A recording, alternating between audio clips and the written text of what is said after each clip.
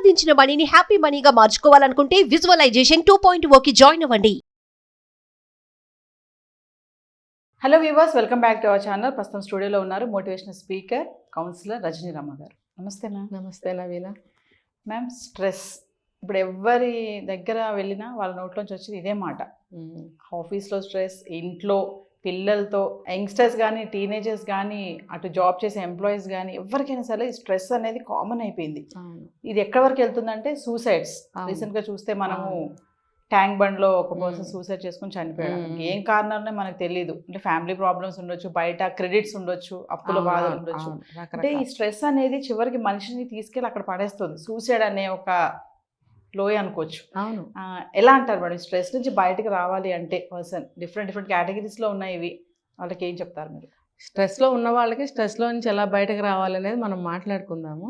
స్ట్రెస్లో పడని వాళ్ళకి ఏంటంటే అలా స్ట్రెస్ ఫీల్ అయ్యేవాళ్ళు ఆత్మహత్య ధోరణిలోకి వెళ్ళిపోవడం అనేది వాళ్ళ చేతకానితనం అని నేను అంటాను. ఇప్పుడు స్ట్రెస్ అనేది లోను కాని వాళ్ళు, ఇలాంటి పరిస్థితులు రాని వాళ్ళకి నేను చెప్పేది ఏంటంటే అది ముందు నుంచే జాగ్రత్తగా ఉంటూ ఉండాలి. అటువంటి సిచ్యువేషన్స్లో మనం ఉండకూడదు. అవేర్నెస్ అంటాను. ఒక చేతకానితనం అని అంత అయ్యాక అనుకుంటున్నాము.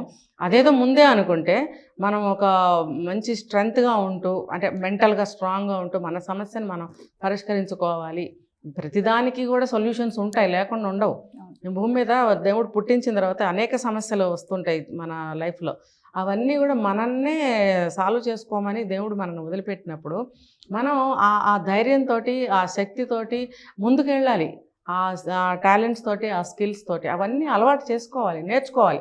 చేత కాకపోతే నేర్చుకోవాలి, లేకపోతే ఎవరైనా మనలాంటి పెద్దవాళ్ళని చెప్పినప్పుడు వినాలి.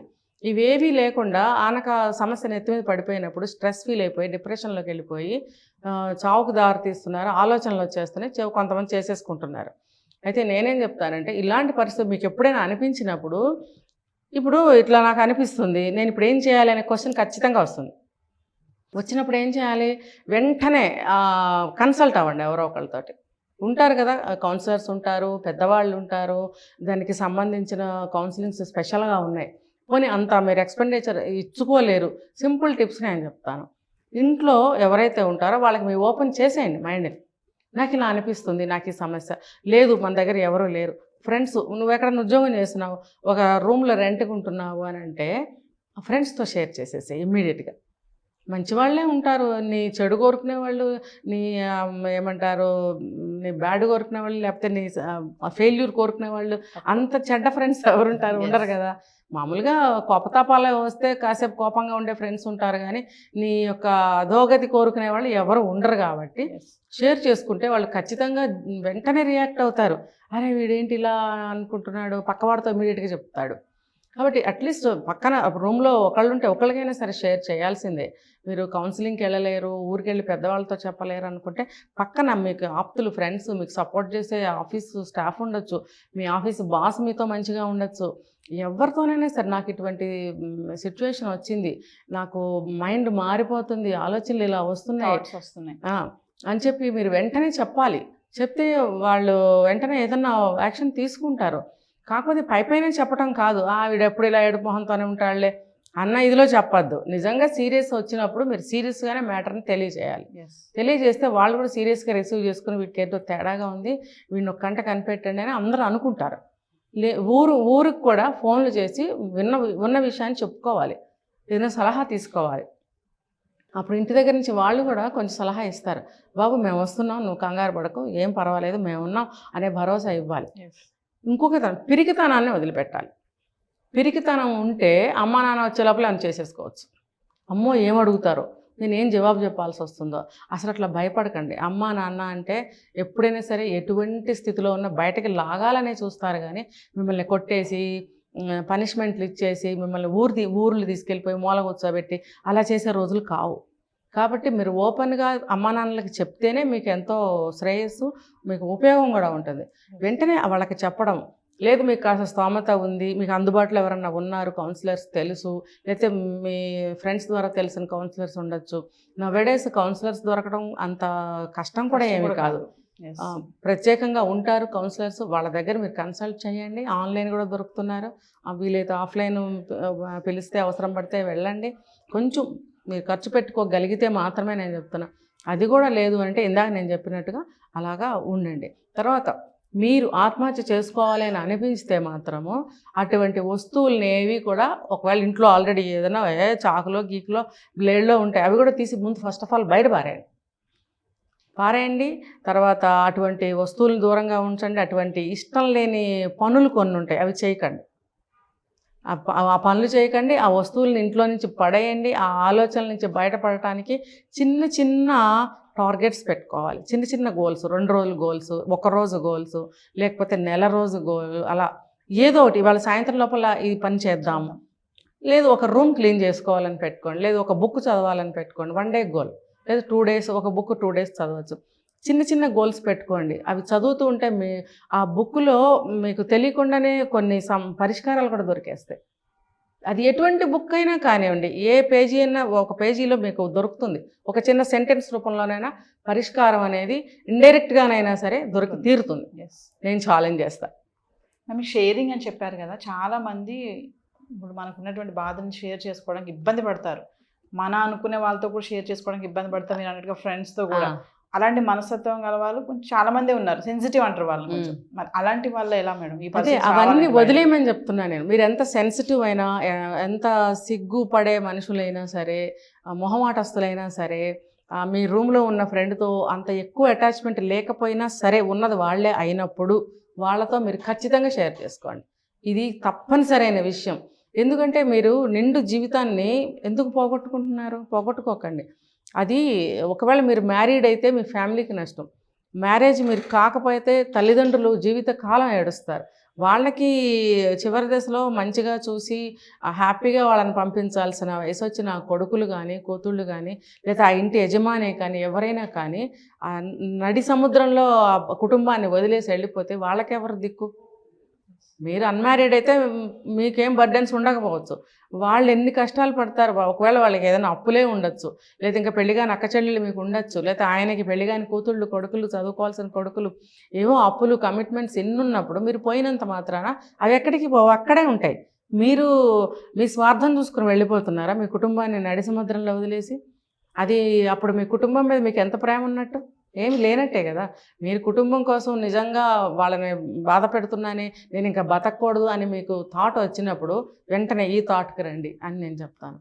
వాళ్ళని నడి సముద్రంలో వదిలేస్తున్నాను నేను ఉంటే వాళ్ళకి కొంచెం సాయం అవుతుంది అని అనుకుని మీరు ఆ పని చేయకండి. మీరు ఇలాంటి ఉపాయాలన్నీ తీసుకోండి. చక్కగా మీకు ఏదైనా ఇంకా చిన్న చిన్న మ్యూజిక్ నేర్చుకోవచ్చు, లేదంటే ఒక ఆర్ట్ నేర్చుకోవచ్చు, లేకపోతే ఏదైనా మీరు ఒక చిన్న చిన్న డైరీ రాసుకోవచ్చు.